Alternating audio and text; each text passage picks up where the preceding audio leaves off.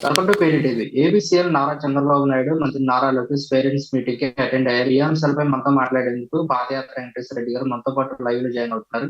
Sir నమస్తే అండి. Sir ఎలా చూడొచ్చు అంటారు పేరెంట్స్ మీటింగ్? ఈ పేరెంట్స్ మీటింగ్ ఈ చంద్రబాబు నాయుడు గారి, లోకేష్ గారి, పవన్ కళ్యాణ్ గారి మాటలు చూస్తుంటే కొంతవరకు గత ప్రభుత్వంలో చేసిన మేల్ని ఒప్పుకున్నట్టుగానే కనబడుతుంది. ఈ రోజు స్కూళ్ళకి వెళ్ళి చూస్తే గతంలో ప్రతిపక్షంలో ఉన్నప్పుడు ఇంతకు ముందు పవన్ కళ్యాణ్ గారు 14 నుంచి 19 వరకు అధికారంలో ఉన్నప్పుడు, కూటమి ప్రభుత్వం అధికారంలో ఉన్నప్పుడు వెళ్ళి స్కూళ్ళు చూసినప్పుడు, ఇప్పుడు మళ్ళీ ఈ మా ప్రభుత్వం అయిపోయిన తర్వాత ఇప్పుడు స్కూళ్ళకి వెళ్తున్నప్పుడు కనుక ఒకసారి గమనించి కనుక చూస్తే వాళ్ళకే అర్థమవుతుంది. కాకపోతే ఏంటంటే కాపీ కొట్టడం, పథకాలు పేర్లు మార్చి మళ్ళీ అవి మేమే చేస్తామనడం, పేరెంట్స్ మీటింగ్ గురించి ఆయన ఇప్పుడు కొత్తగా చెప్పడం. గత 5 ఏళ్ళు నెలకోసారి పేరెంట్స్ మీటింగ్ జరిపిన సందర్భాలు కోకోలలుగా ఉన్నాయి. ఈ రోజు ఏ స్కూల్లో, ఏ గ్రామంలో, ఏ ఏ బడిలో అడిగినా ఆ విషయాలు చెప్తారు. పేరెంట్స్ మీటింగ్ జరిగినాయా లేదా, గత ప్రభుత్వంలో ఎంత స్కూల్ డెవలప్మెంట్ జరిగింది, ఏ పేరెంట్ని అడిగినా గత ప్రభుత్వం ఏం చేసిందనే చెప్తారు. కాకపోతే అది కూడా ఆయన కాపీ కొట్టడం కానీ, గత ప్రభుత్వం పేర్లు మార్చడం కానీ, కొత్తగా క్రియేట్ చేసినట్టు చెప్పడం కానీ నిజంగా ఆయన ధైర్యానికి ఒప్పుకోవచ్చు. చేసిందే మళ్ళీ చేస్తూ చెప్తున్నాడంటే మీరు గమనించి చూడండి. గత మా ప్రభుత్వం ఉన్నప్పుడు ఎన్నికల ప్రచారంలో ఈ కూటమి పార్టీలన్నీ బైజూస్ గురించి, ఐబీ కరికులం గురించి, టోఫెల్ గురించి, సిబిఎస్ఈ గురించి, ట్యాబుల్ గురించి, నాడు నేడు స్కూళ్ళ గురించి ఎంత హేళనగా మాట్లాడారు. ప్రభుత్వ పాఠశాలల గురించి ఎంత ఘోరంగా మాట్లాడారు. ఒకసారి గమనించి చూడాలి. ఈ రోజు ప్రజల్లో వ్యతిరేకత వచ్చిందని, ప్రజలు వాళ్ళ పరిపాలన హర్షించట్లేదని, 6 నెలల పరిపాలన అడ్డగోలుగా తయారైందని, ప్రజలు బజార్లోకి వెళ్తే తిడుతున్నారని సాక్షాత్తు డిప్యూటీ సీఎం గారే ఒప్పుకొని మళ్ళీ ఇప్పుడు పసిపిల్లలకు స్కూళ్ళు బాట పట్టి, పసిపిల్లల దగ్గర కూడా వాళ్ళ నోళ్లు కొట్టి, వాళ్ళ కడుపు కొట్టి, మళ్ళీ అది సావగొట్టి నోరు మూసినట్టు సరళంగా వాళ్ళ కడుపు కొట్టి మళ్ళీ వాళ్ళ నోరు మూయటానికి వాళ్ళ దగ్గరకు వచ్చి కళ్ళబొల్లి మాటలు చెప్తున్నారు. మీరు గమనించి చూడండి. గత మా ప్రభుత్వంలో వాళ్ళు ప్రతిపక్షంలో ఉన్నప్పుడు ఏమేమి మాట్లాడారు.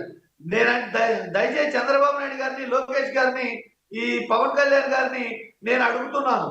మీరు గత ప్రభుత్వం, మా ప్రభుత్వంలో ఉన్నప్పుడు ఎన్నికల సమయంలో మీరు ఏం మాట్లాడారో పేరెంట్స్ మీటింగ్ లో మీరు వెళ్ళిన స్కూల్లో మీరు ఆ డిజిటల్ బోర్డు మీద ప్లే చేసి చూపించగలరా?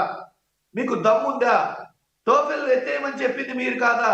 బైజూస్ లో స్కామ్ జరిగింది, తీసేయాలని చెప్పింది మీరు కాదా? అట్లనే ఐబీ కరికులం వద్దని చెప్తుంది మీరు కాదా? సిబిఎస్ఈ వద్దని చెప్తుంది మీరు కాదా? అసలు ప్రభుత్వ పాఠశాలలో ఇంగ్లీష్ మీడియం దండగని కోర్టులకు ఎక్కింది మీరు కాదా?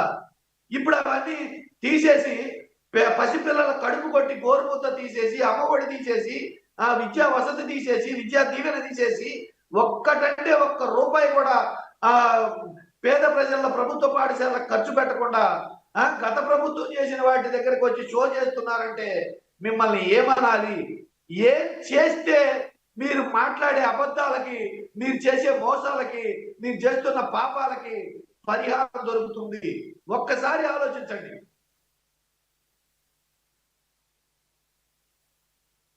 సార్, విదేశీ విద్య కానివ్వండి, వసతి దీవెన కానివ్వండి, కూటమి ప్రభుత్వం వచ్చి 6 నెలలు అవుతుంది, ఇప్పటి వరకు కూడా అమలు చేయలేదంటూ కూడా జగన్మోహన్ రెడ్డి గారు ఫస్ట్ నుంచి కూడా పాయింట్అవుట్ చేసుకునే వస్తూ ఉన్నారు. విదేశీ విద్య కానీ, విద్యా వసతి కానీ, విద్యా దీవెన కానీ, విదేశీ విద్య గురించి అది పెద్దలకు అట్లా ఉంచితే, విద్యా వసతి, విద్యా దీవెన డిసెంబర్ లో లాస్ట్ లో మనం ఇచ్చాం. మా ప్రభుత్వం ఇచ్చింది.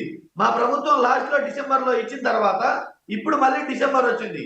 మళ్ళీ 4 టర్మ్లు ఇవ్వాల్సిన పరిస్థితి ఉంది. ఈ 4 టర్మ్లు ఈ డిసెంబర్ లో ఇస్తున్నారా? పోనీ జనవరిలో ఇస్తున్నారా? అసలు ఇస్తారా ఇవ్వరా? అమ్మఒడి ఎందుకు ఆపేశారు? రెగ్యులర్ గా జరుగుతున్న అమ్మఒడిని ఎందుకు ఆపేశారు? ఇంగ్లీష్ మీడియం చెప్తున్నారా? టోఫెల్ విధానం ఉంటుందా? IB curriculum జరుపుతారా? సిబిఎస్ఈ ఉంటుందా?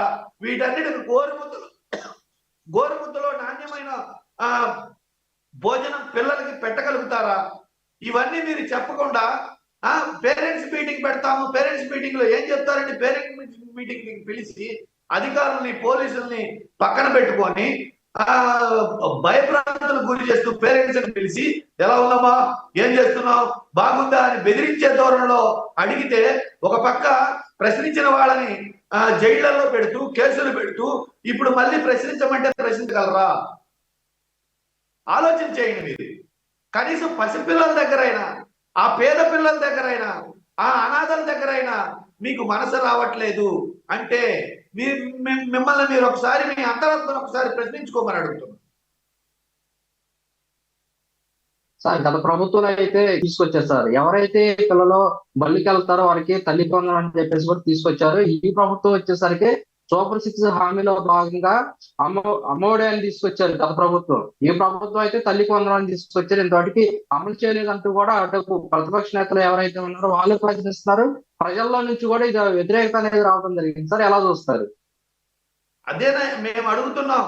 అయ్యా చంద్రమయ్య, అయ్యా ఏమైందయ్యా తల్లికి వందనం, ఏమైందయ్యా ఇంగ్లీష్ మీడియం, ఏమైందయ్యా విద్యా వసతి, ఏమైందయ్యా విద్యా దీవెన, ఏమైందయ్యా ఫీజు రియంబర్స్మెంట్, ఏమైందయ్యా విదేశీ విద్య, ఏమైందయ్యా టోఫెల్, ఏమైందయ్యా బైజూస్, ఏమైందయ్యా ఇది ఐబీ క్లరికులం, ఏమైందయ్యా సిబిఎస్, ఇట్లా చెప్పుకుంటూ పోతే గత ప్రభుత్వంలో చేసిన రిఫార్మ్స్, సంస్కరణలు, ఆ గత ప్రభుత్వంలో ఇచ్చిన పథకాలన్నింటినీ తొంగలో తొక్కేసి వాటన్నిటిని పేద పిల్లల పసిపిల్లల తల్లిదండ్రులకి వర్తింపజేయకుండా ఈ రోజు కళ్ళబొల్లి మాటలు చెప్పడం కోసం డప్పు కొట్టుకున్నట్టుగా, ఎవరో చేసిన దానికి డప్పు కొట్టుకున్నట్టుగా వచ్చి మళ్ళీ మాటలు చెప్తున్నారు. అంటే మళ్ళీ ఎవరిని మోసం చేస్తారు? మళ్ళీ ఎవరిని మోసం చేయాలనుకుంటున్నారు? మోసం చేసి గద్దెనెక్కారు కదా, గద్దెనెక్కిన తర్వాత కూడా మళ్ళీ మోసాలేనా? కనీసం గద్దెనెక్కిన తర్వాత అయినా మీరు ఇచ్చిన మాట నిలబెట్టుకోవాలన్న మనసు రావట్లేదా? అది ఈ పేద పిల్లల దగ్గర, ఈ పేద ప్రజల దగ్గర, పసిపిల్లల దగ్గర కూడా అబద్ధాలు ఆడుతున్నాడు. బాలవాక్కు బ్రహ్మవాక్కు అంటారు, పసిపిల్లలు దైవాంశ సంభూతులు అంటారు. వాళ్ళ దగ్గర కూడా మీరు అబద్ధాలు, పచ్చి అబద్ధాలు మాట్లాడుతున్నారు, కళ్ళబొల్లి మాటలు చెప్తున్నారంటే మిమ్మల్ని ఆ దేవుడు కూడా క్షమించడు అని చెప్తున్నారు. ఈ పథకాలను డైవర్ట్ చేయడానికే చంద్రబాబు నాయుడు గారు పేరెంట్స్ మీటింగ్ అని తీసుకొస్తున్నారు. ఇది ఒక కొత్త స్టంట్ అంటూ కూడా జగన్మోహన్ రెడ్డి గారు చెప్తున్నారు సార్. ఒక జగన్మోహన్ రెడ్డి గారు అంటమే కాదు, మీరు ఒక పేరెంట్ గా, ఒక పసిపిల్లవాడి తండ్రిగా మీరు ఒక్కసారి గమనించి చూడండి. ఎవరైనా సాక్స్ ఇచ్చి, బూట్ ఇచ్చి, యూనిఫామ్ ఇచ్చి, బెల్ట్ ఇచ్చి, ట్యాబ్ ఇచ్చి, మంచి బుక్స్ ఇచ్చి, బ్యాగ్ ఇచ్చి, స్కూల్ కు పంపించి, స్కూల్లో బెంచీలు ఇచ్చి, ఇది డిజిటల్ బోర్డు ఇచ్చి, మంచి నాణ్యమైన గోరుముద్ద అనే భోజనం పెట్టి, ఒకవేళ స్కూల్కు రాకపోతే 3 రోజులకు ఒకసారి వాలంటీర్ని ఇంటికి ఇచ్చి పంపించి, ఏమైంది మీ స్కూల్ కని అడుగుతూ ఐఫెల్ ఇచ్చి, టోఫెల్ ఇచ్చి, ఐబీ క్లరికులం ఇచ్చి, సిబిఎస్ఈ సిలబస్ ఇచ్చి, ఇంగ్లీష్ మీడియం ఇచ్చి, బుక్స్ ఇచ్చి, ఇంత కేర్ తీసుకొని పసిపిల్లల్ని చదివిచ్చే అంత ఔదార్యం ప్రపంచంలో ఏ ముఖ్యమంత్రికైనా అంత జాగ్రత్త తీసుకున్నది ఉందా? అది రాజకీయాల కోసం చేసింది కాదు. ఒకవేళ రాజకీయాలను మీరు అనుకుంటే పొరపాటు పడ్డట్టే.